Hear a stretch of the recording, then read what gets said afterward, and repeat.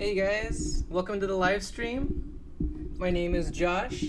Cultivate Your Best Self is about seeking a deeper knowledge of yourself, who you aspire to become, and how and why you value time and money. I'm really excited about today's live session. It's all about learning how to learn, and I've got some great stuff for you. I'm feeling really good, really positive about today's presentation. So without further ado, let me go ahead and get started. I'm going to start by updating the background. I didn't get a chance to update that, so I'm going to do that right now. So that way you guys know kind of what the topics are going to be off to the side there. Let me see. I already have that downloaded. How you guys doing today? Oh man, I had a really tough workout today. You know, it's crazy to think, 3 weeks ago, I could barely walk. Hey there, welcome to the live stream. 3 weeks ago, I think it was 3 weeks ago, I could barely walk. And today I did I guess you could call it kind of a burpee ladder workout where it starts off doing 10 burpees, 10 crunches, and 10 mountain climbers. And then and then it's a 2-minute rest, and then you go to 20 everything, 20 20 burpees, 20 crunches, and then 20 mountain climbers. Then you go to 30, and then 40, and then 50. I was dying. It was tough. It was a tough workout.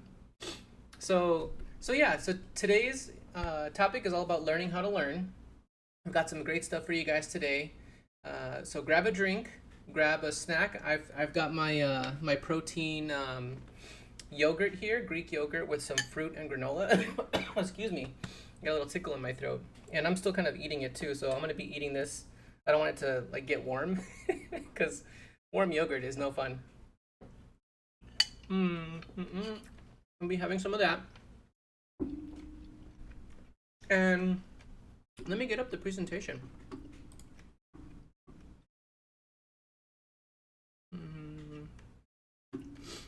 Let me move some stuff over. I have some notes I'm going to refer to. I don't think I need them. I think everything's pretty self-explanatory on the presentation that I'm going to be doing. So I have my notes there just in case. And let me adjust my... Oh, okay. So now I understand what I'm selecting. Let me minimize that. Yep, got it. I'm gonna put that. I don't have to put it in the front. I'm gonna turn off that because it's in the background. And there we go. I need to learn a quicker way to. I wish it was like an automated way, and I may look into how to do it, but kind of like an automated way of getting my camera to kind of go, or not my camera, but like what you see, like kind of minimize off to the side. But so today we're gonna start off with Stephen. I'm gonna see if I can pronounce his last name, Duneiers or Duneiers. If you haven't heard of this guy, I'm gonna explain his background and his story, and then talk about some lessons that I learned from him. So I learned about this guy from TED Talk. If you guys aren't familiar with TED Talk, it's like they have a lot of really great things that you can learn from people who are kind of experts in their field, and they give these really great presentations about the things that they're experts in. And so this guy, Stephen Duneier, I'm just gonna call him Stephen.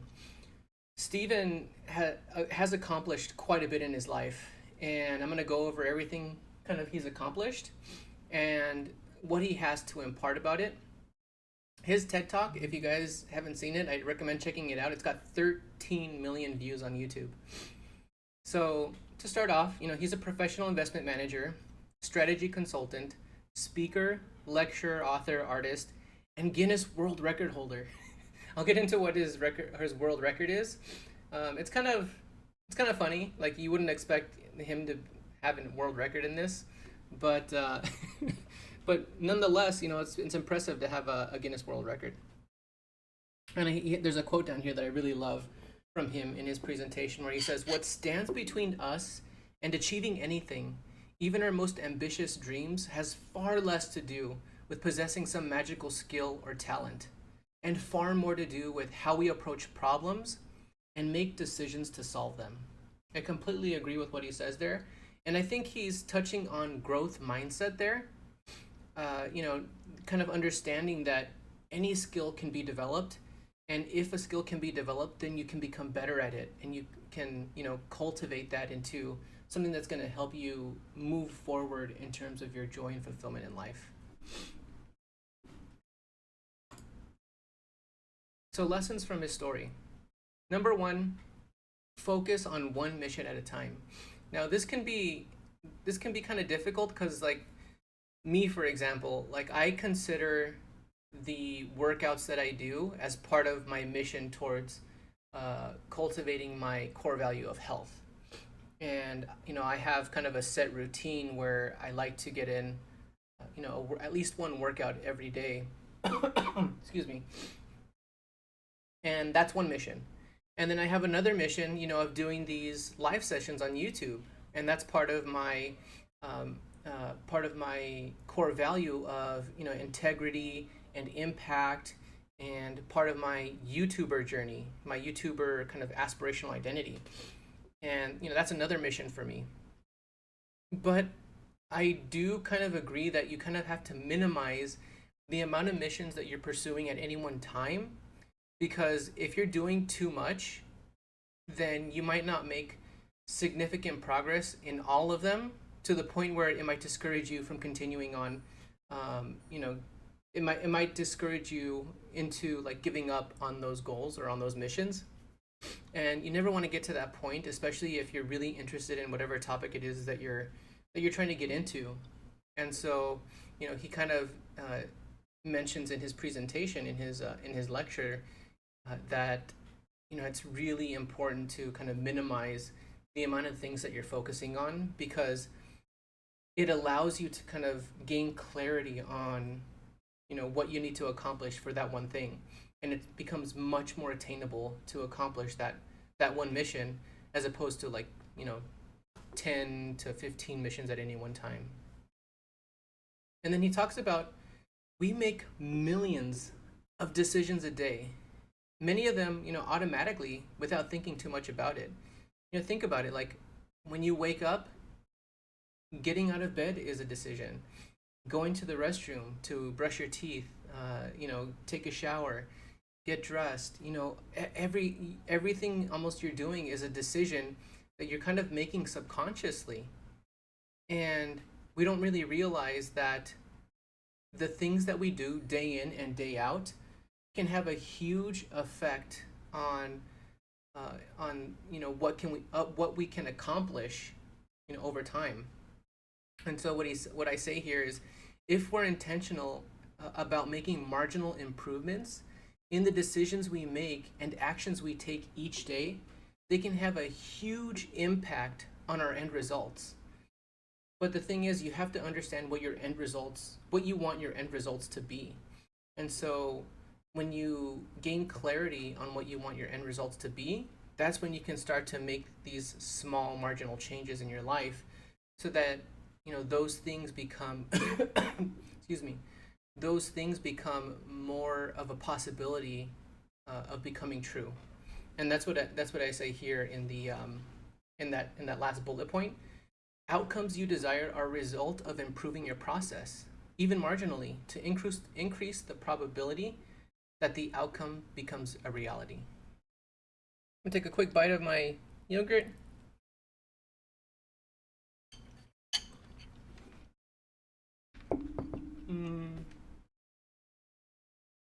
So we move on to the next slide.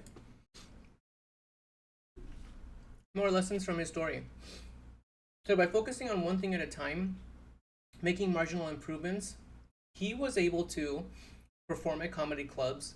He learned to fly a helicopter. He climbed iced waterfalls, raced cars, had a root canal without anesthetic. He learned to speak German. This is crazy. He read 50 books in 52 weeks, participated in a half marathon, learned to unicycle. I mean, who learns to unicycle? I mean, the things that this guy was just like kind of interested in, I don't know, like I can imagine him just being like, that looks interesting, I'm gonna try it. And then he like dives like fully into it until he, becomes proficient at it. And then he moves on to the next thing. Um, he used jumping stilts to hike. What else did he do? He fostered a pit bull, built homes for families in Arizona, learned ballroom dancing, how to drum, slackline. I don't even know what slackline is. Parkour, skydive. He he's flown planes aerobatically. That's when, like, the airplanes are like doing these crazy flips with like the smoke coming out and doing all these crazy things. And then finally, he set the Guinness World Record for the largest crocheted granny square. um, More than 30 miles of yarn, weighs over 60 pounds, and took 2 years, 7 months, and 17 days to create. And this just really illustrates the power of focus and really narrowing in on what it is you want to accomplish and just going all in on it. And Suzanne here, she's been sharing in previous live streams that, she's been kind of diving headfirst into painting. And she's been sharing her progress in, the number of paintings that she's going through, and she's going in headfirst into those things. And you can kind of see, the progress that she's making with every single new painting that she completes as she moves on to the next one. And it's just, when you get kind of focused in on there, you can accomplish so much more. And then here's the picture of his crocheted granny square. I think that was displayed back in the I want to say like 2016 or 17, like around there. I could be wrong, but I want to say it was in Santa Barbara, because I think he was living there at the time with his family. But yeah, he has the Guinness World Record for the largest, crocheted. He did that by hand. It took him 2 years. What was it, like 2 years, 7 months, and 17 days? That's dedication. Imagine what you could accomplish if you dedicated your time to, setting out to accomplish what it is you want to achieve. And, the possibilities, are kind of infinite.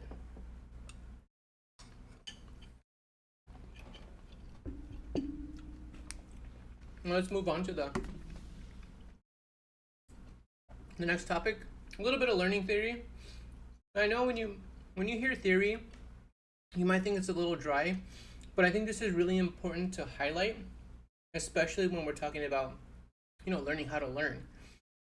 And this guy was kind of like the father of learning theory. A lot of what he discovered is still referred back to by, behavioral psychologists today. Edward Thorndike was a psychologist who conducted important work in the field of learning theory. His 3 primary laws of learning are fundamental principles that help explain how people learn through association and practice. Here's a simple explanation of each law. Number 1, the law of effect. If a behavior is followed by a positive reward, that behavior is more likely to be repeated in the future. And that kind of makes sense, right? Like if you do something and you are immediately rewarded, you're gonna want to keep doing that thing, whatever it is. and if you actually read Atomic Habits by James Clear, he kind of emphasizes this is to make something like a new habit that you want to form, make it as easy as possible, and find some way to reward yourself for doing that habit, because it makes you much more likely to repeat it in the future. And then the opposite is also true. If a behavior is followed by a negative consequence, it's much less likely that you're gonna do it again. And that makes sense too, right? Like if you stick a fork in an outlet and you get electrocuted, that's a really bad consequence that you and like likely you're not gonna want to do that. And I don't know if you ever did that as a kid, but like I'm sure the kids, whoever did that, learned their lesson when they did it. So that's, law of effect, the first learning law of learning. Sorry. Number two is law of exercise. According to this law, the more an action is practiced, the stronger the association becomes between the behavior and the reward or consequence. So, you know, the more you do it, the more it becomes associated with whatever result you get. And and sometimes, if you're doing something simply for the joy of doing it, that can be its own reward. And the more you do it, the more reinforced it becomes. And I'll give an example of myself. I've been getting a lot more comfortable doing these live streams. When I first started, I was much more, nervous, thinking, can I get through a whole hour of just me talking about random stuff? And I've noticed it's becoming easier and easier to do it. And I'm becoming, much more relaxed and much more fluid in my conversation. It's still just myself, but as more people start to trickle in, I'm going to be a lot more, I don't know, a lot more approachable, I guess is the word, or I don't know, because I'm more relaxed. And the more I do it, the more I feel I'm accomplishing what I'm setting out to do, and that is kind of reward for myself. So I want to continue doing this. I'm going to continue doing this. There's so much for us to learn out there, especially in relation to my main three topics on my channel, which is the self-management, the knowledge management, and money management. That's law number two. Number three, and this one's my favorite one, the law of readiness. And you have to be really aware of this. Oh shoot, I did this thing where the camera, I gotta reset the position. There we go. So if I make that gesture, the camera will kind of reposition to follow my face. So I gotta be careful with my hand gestures. The law of readiness. This law refers to the idea that learning is more effective when an individual is prepared or ready to act. If you don't want to learn something, it's going to feel like a chore. It's going to feel like you're being kind of forced to do it, or like it's an assignment, like you don't really want to do it. You become much less receptive to the information if you're not ready and willing to learn it. Now, I will kind of challenge this a little bit, because there are certain times when I'm not ready to learn something. Like, for example, when I first started my live streams, I didn't feel like I was ready, but I knew I had to get started and just kind of jump right in. I was still willing because I wanted to gain the knowledge that I needed to improve upon what it takes to present, and what it takes to do these live streams, whether it's running the programs that I need to record the actual live stream, setting up my microphone, setting up the lighting, the camera. There's so much involved with just doing this live stream that I had to be kind of willing to learn, like, the proper camera settings, or the proper lighting, the proper microphone settings. There's a bunch of things that you have to learn, and it didn't necessarily mean that I was like, fully ready to just, put myself out there on YouTube, but I was willing. And that was the thing. I was willing to like learn from my mistakes.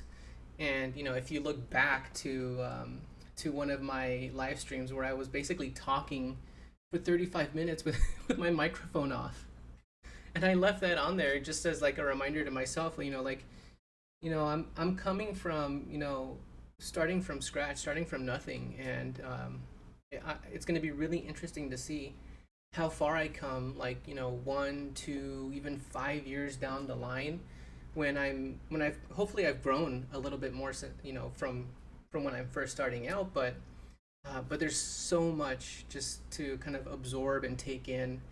And if you're not like ready for that, then the likelihood of you sticking to your missions, sticking to your goals, is going to be much less than if you were allow yourself to be open to those things. Some misconceptions about learning. Now, this first one, I don't really know if it's an actual misconception. There's a one size fits all to learning. I think most of us by now already know that all of us have different ways of learning. I mean, there's like visual learners, there's people who learn by like reading books, people who learn by actually doing. You know, they have to like get themselves in a situation. That's my wife. You know, my wife, she has to learn by doing things. And one like clear example is in one of my earlier YouTube videos. There's an example of the first time her and I tried making pancakes. It was kind of like the first time we both tried it, and it was a disaster. The pancake looked like a sad tortilla. Tortilla. I can say it correctly. It looked like a sad tortilla, and it had like holes in it, and I was like, what are we doing? Like, why can't we get a fluffy pancake? And it took us several times of practicing to actually get it to look good. And I'm happy to say that my wife kind of handles making the pancakes now most of the time, and she makes them so fluffy and delicious now. But it took time for her to like actually get in there and do it, you know. And so people have different ways of learning, and it's kind of like on you to understand what methods are best for you to learn. But that doesn't necessarily mean that everything here that I have to kind of share with you isn't valid. Like, all of this stuff is still valid for you regardless of how you learn. Number two, 10,000 hours will make you an expert. Neuroscience has disproven this time and time again.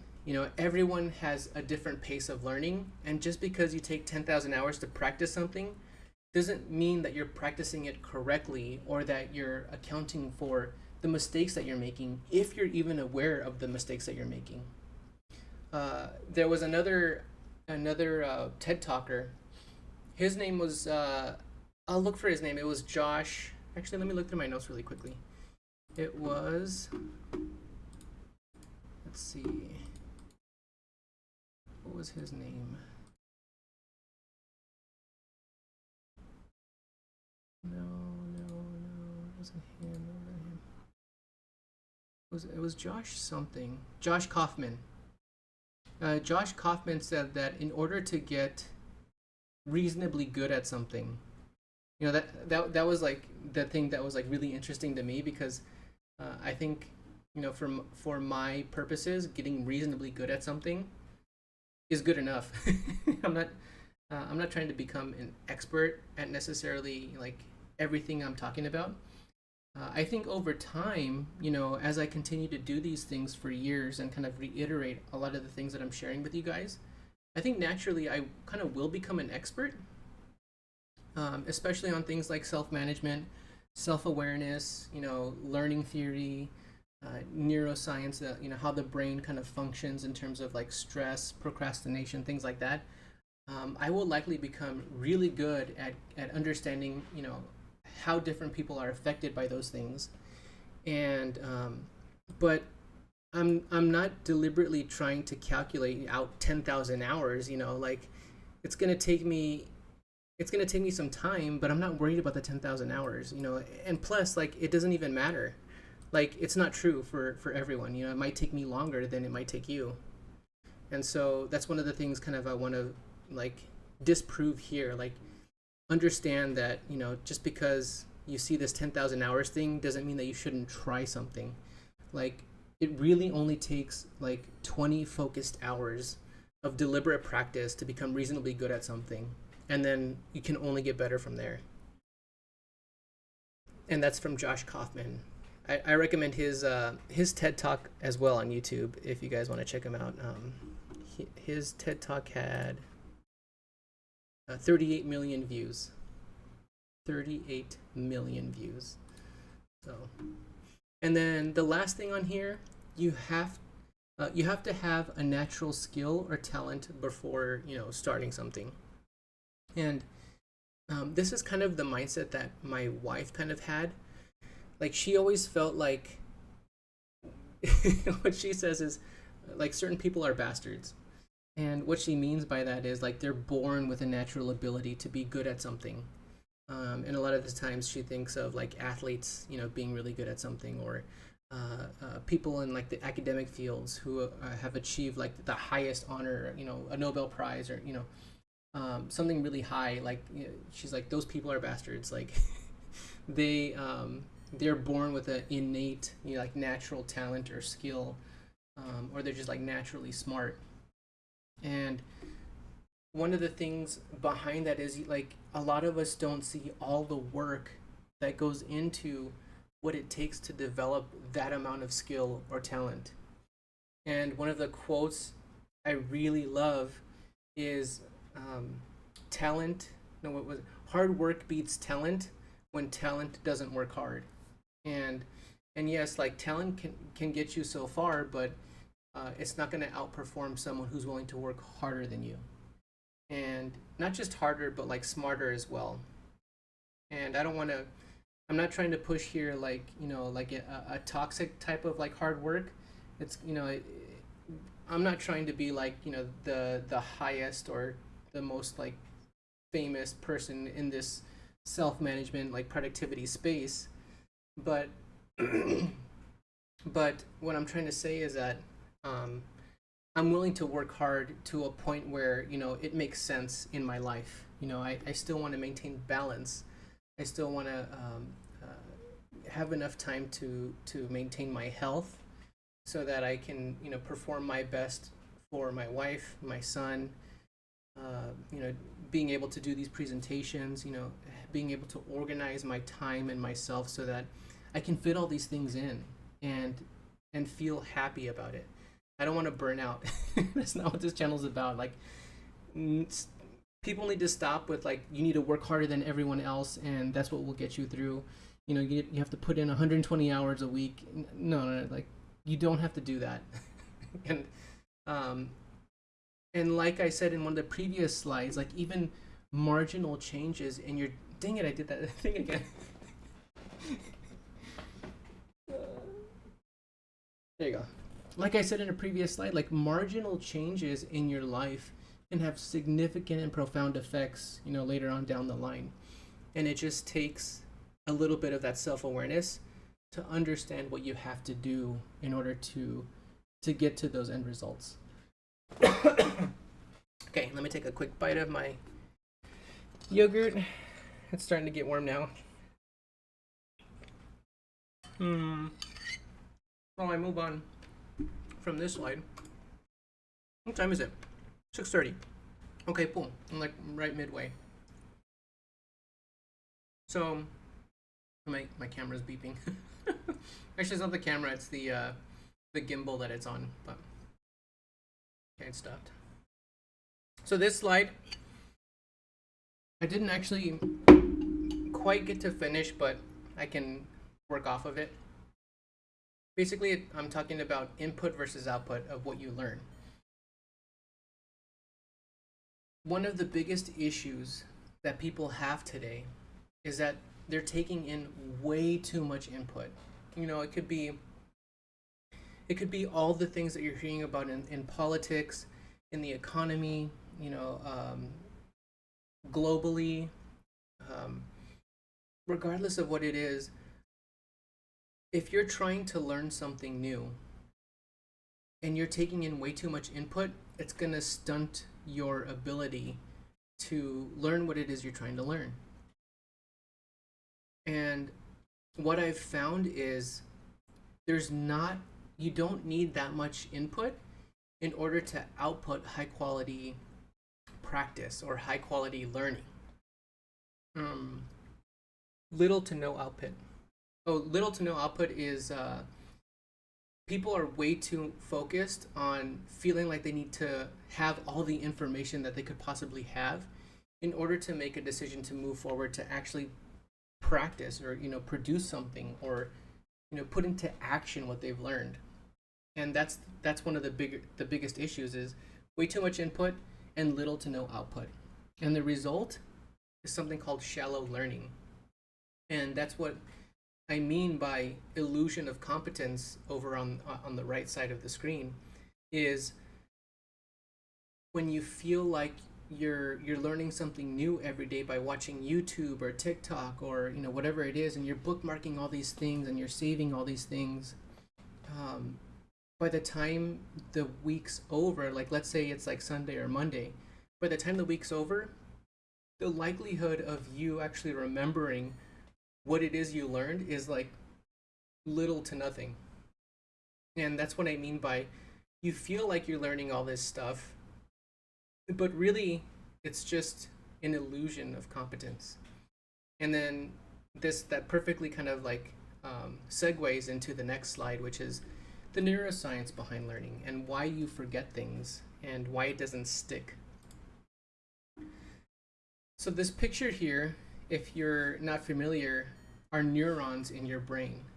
And every time you learn something new, doesn't necessarily produce more neurons, because in the beginning, stage one, yes, your brain changes when you learn something, but it's a chemical change. And it takes deliberate practice and it takes time in order for that chemical change to begin to turn into a more structural change. And what I mean by structural change is like, actually developing the neurons in your brain to kind of bridge connections with each other so that it reinforces what you learned. And that's how the mind works. A lot of us take in way too much input in the beginning, and we get this initial chemical change, feeling like we learned something. But if you don't revisit it, if you don't share what you've learned with others and put it into practice, then that chemical change will eventually dissipate, and it gives your brain no time to develop that structural change that you need to really like grasp what it is that you've learned. And the only way that you can do that, I say here, there's no shortcuts. You have to practice what it is that you learn. You have to put in the work. Otherwise, you're not going to get any better, and you're going to forget what it is that you're learning. But that's kind of like the simplified version of the neuroscience behind why it is that you forget some of the things that you feel like you're learning. I'm getting kind of close to finishing. The last slide, tips to help you learn more effectively. Now this is taken from an article from, I want to say, the University of Utah. They did a study. Let me pull this up. This is from University of Utah Health, and they have this chart here, and this chart is tips on how to get started to kind of implement the structural changes in your brain in order to successfully learn the things that you want to learn. And so it starts with challenge and novelty. Now the skill that you're trying to learn, the new thing that you're trying to learn, it should be new to you and not too easy to learn. Like the novelty of it, like the newness of it, and the challenge are essential components for making that structural change in your brain. Think of something you've always wanted to try, like learn a new language, mountain climb, play the guitar, whatever it is in your situation. As long as it's like really new to you and somewhat challenging, then it's going to help aid that structural change in your brain. Intention, the skill you are practicing must have some meaning, relevance, or importance to you. The neuroplastic change is associated, and neuroplastic is just like the fancy term. Neuroplasticity is that term for like the your brain's capability of being able to make those structural changes. And it happens at any age. You don't have to be. It happens more when you're younger, but it literally can happen at any age. You just have to be deliberate with how you implement the practice that you do to learn that skill or hobby that you want to learn. Neuroplastic change is associated with the feeling of being rewarded while engaging in a new task. So this kind of aligns with the learning theory. I think it was the first law of learning theory. Was it law of effect? Um, yeah, law of effect, where if it has more significance to you, the thing that you want to learn, if it has more significance to you, if it's more important to you, if you are kind of passionate about it, then the simple act of engaging in a practice of it will feel like a reward to you, and will kind of reinforce you wanting to do it again and again and again.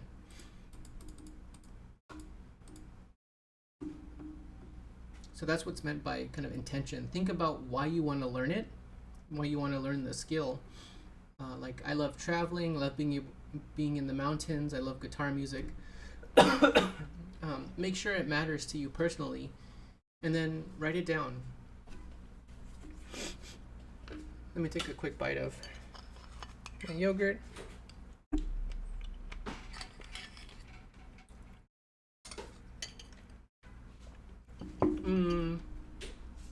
Specific attention. Skills we practice tend to improve. Focusing on exact tasks increases the likelihood of change. You have to gain some clarity on what exactly it is that you're practicing, and sometimes it just means, like, say you learn the guitar, for example. You want to break down learning into, like, say, like, one session I'll learn what each of the strings, like what note each of the strings are, and then another session might be like, I want to learn like 2 or 3 chords, how to play 2 or 3 chords, and it requires positioning the fingers a certain way, and you just practice those 3 chords over and over. In the next learning session, you practice another 3 chords, and then you kind of reinforce the previous 3 chords that you learned. It takes that kind of clarity and intention of how you practice to make that improvement or see that change of improvement. Have a plan. Schedule time in your calendar to focus on this task, and consider setting a personal goal or an incentive. Like, let's say once I learn 12 chords on the guitar, then I'm going to celebrate by going out to have dinner with like my friends, or something, or like play a quick like song that I make up with those 12 chords. I don't know. It could be whatever it is, but like give yourself an actual like reward for learning, so that it kind of reinforces you wanting to learn more. And then repetition and intensity. One and done is not enough. Shorter bouts of intense repetition are usually needed to create new connections. And that's what I mean by one session you might learn 3 chords, and then the next session you want to reinforce what you learned in the previous session before you move on to the next thing. That repetition and that intensity allows your brain to make that structural change that you remember down the line. You want to keep reinforcing as you're learning so that you don't forget. Check in with yourself weekly. Have you been following your plan? If not, adjust and keep going. And then time. It's going to take time to get better. Be patient with yourself. Neuroplastic change takes time in order for structural and functional change to occur. And that's talking about the structural change in your brain, making those neuron connections the more you practice over time. And then plan for lapses. This is something that I think I touched on in one of the previous live streams, but like kind of plan to like, let's say you scheduled yourself to play on Thursday or Friday, and something comes up and you missed that practice session. That's okay.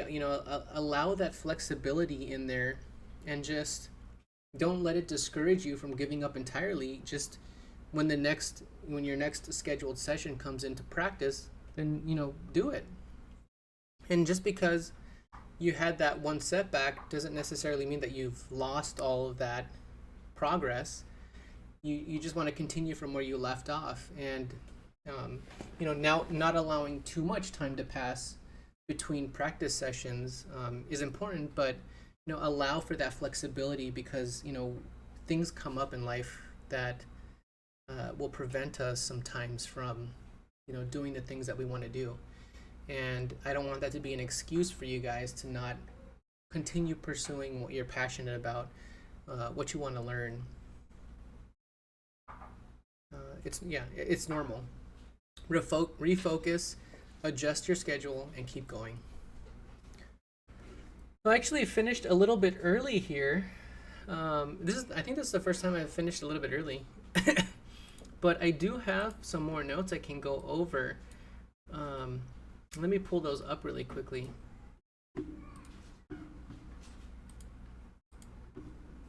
I had some notes from his name is Nishant Kasibhatla, and I'll put his information up on the screen right now. Give me just a second. These are kind of my notes on his. He has a. It's not a TED Talk, but he gives a presentation, and his story is really interesting too, because this guy was like the most distracted person in the world. He could not focus to save his life, and eventually like he wanted to change that to the point where he can memorize like a string of like 30 numbers backwards, and he does it in his presentation. He gets audience members to come up to create a random string of 30 numbers, and then at the very end of that presentation he recites those after he's given the presentation, and hasn't looked at it since the first time he looked at it, and recites them backwards. Like, his memory is just crazy, and I know he's won some awards. But he talks about learning as well, and like one of the things that I mentioned in this that is from Nishant Kasibhatla's presentation is that he talks about the quality of input and output, and that oftentimes we consume way too much input when really there's not much that we need in order to produce quality output, and the output is just executing on what you learn and practicing whatever it is, like whatever skill you want to develop, putting into practice. So again, let me pull him up so you guys can at least see how his name is spelled if you want to write it down. I'm just trying to. There we go. All right, can you guys see that? Yeah. Oh, let me scroll up. That's how you spell his name, Nishant Kasibhatla. I don't know if I'm pronouncing his name correctly, but these are some of the qualities. At least the first one's a quality of someone that he finds really successful. Lifelong learners. You learn, you reflect, you implement, and then share. Those are kind of like his 4 steps for reinforcing what you learn. And in a way, like I'm doing these 4 steps here by giving this little presentation here. Suzanne says, I try and paint an hour or so in the morning and again in the afternoon, but if I get busy, then I just continue again and keep going.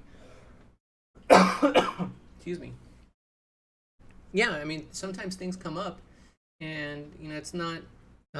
Some people will have the mentality of this all or nothing kind of mentality, where if I start an exercise routine and I miss a day, oh man, I missed that day, so like my whole week is thrown off. I'm just gonna start again next week. And did my camera?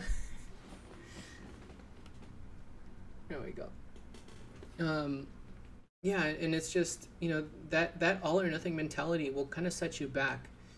You want to allow for that flexibility of things coming up, and just continue when your next scheduled time to do whatever it is you're going to do, to just go for it and not worry too much about losing that progress, because you should always be kind of focused on moving forward and making progress. But yeah, like I was saying, these 4 steps here is kind of what I'm doing when all the people that I've learned from, and I'll in the description of this live stream I'll put down all of the people that I kind of took information from and put this little presentation together, but it's from different experts in their field. Like this one on, what was it, on how the brain changes. Like this one, Laura Boyd. I don't think I put what her profession is, but I think she's a neuroscientist. This has 40 million views. She did a TED talk, and the title is "After watching this, your brain will not be the same." And these are my notes. When I watch TED talks on YouTube, like, I don't just watch it and be like, oh, I learned something new. No, I take notes. I reflect on what I learned. I take like the main takeaways.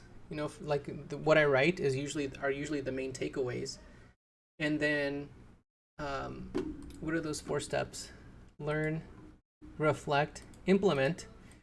I try to implement what it is that I learn, and then share it with all of you guys, or share it with my wife, or share it with some friends who I think could benefit from learning what it is that I have learned.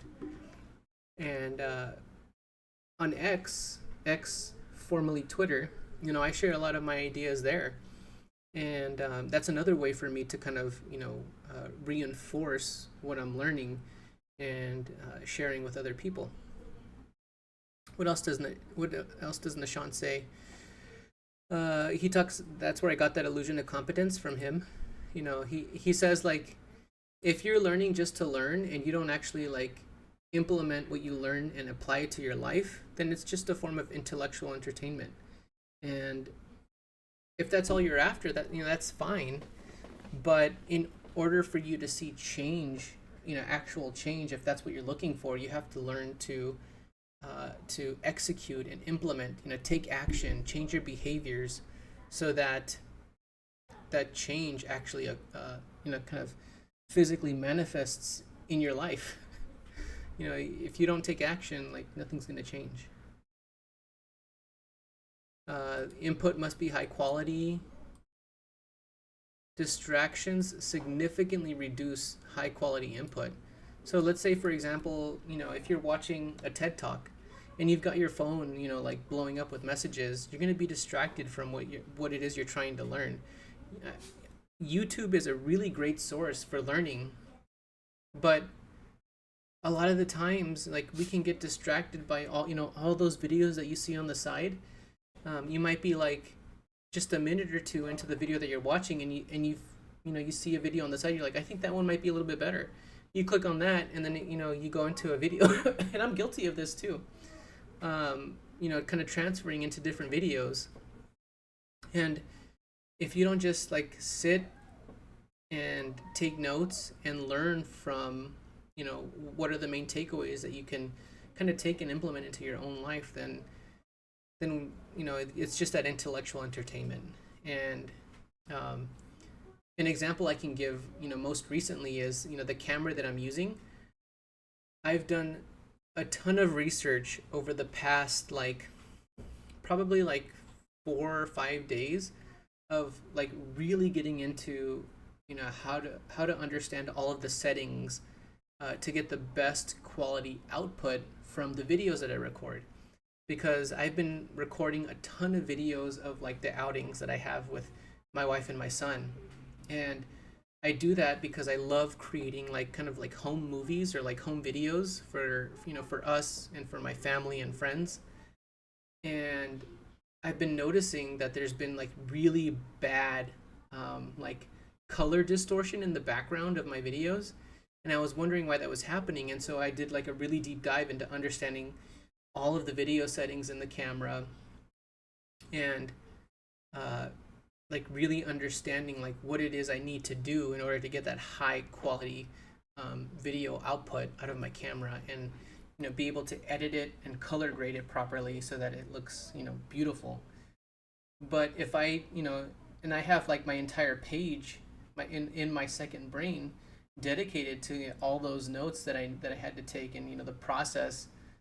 Like, I document my process for what I do when I record. I take the video footage from my camera to my computer, convert the video footage to be able to edit it. I have the steps I have to take to color grade all of it.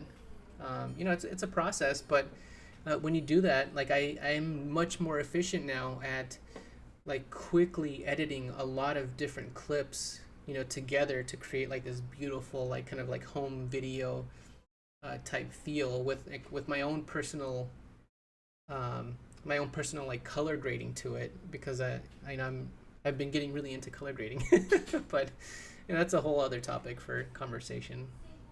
But it's taken me time to learn, and I'm reinforcing what I'm learning by like I would say probably like maybe every other day to like every couple days. I'm in my computer like editing some video, just trying to get better at implementing what I've learned. And that's what you got to do. You got to be deliberate about how you practice, and just learning from your mistakes. Uh, let's see. That's Nishant Kasibhatla. Let me go back to Laura Boyd, and her video had 40 million views. I love I love watching these TED Talks, especially ones that have like these like 40, 50, 60 million views, and then like taking notes. And then sometimes like I can't implement what I learned from them right away, but nonetheless I take notes on what the main kind of important takeaways are, and then I save it to my second brain. And like later on, like I can search here on stuff like learning. Like I can just search like on learning, and like immediately I get like Nishant Kasibhatla. We learned about Edward I think I spelled his name wrong, but Edward Thorndike, his principles on learning, neuroplasticity, like all the things I talked about today. My light just went out. The battery died. But that's I'll get into this too, like knowledge management, one of the main topics on my channel. Really important for being able to kind of quickly reference things that I've taken notes on, so that when it comes time for me to implement or to like kind of revisit, I can quickly access it here on my second brain on Notion. But that's a whole topic of conversation for another video. I think that's it for this one. All about learning how to learn. Hope you guys got something out of it. If you did, please like and subscribe. I really appreciate it. It helped me grow on the channel. And can't wait to see you guys in the next one. Until next time, keep learning and keep growing.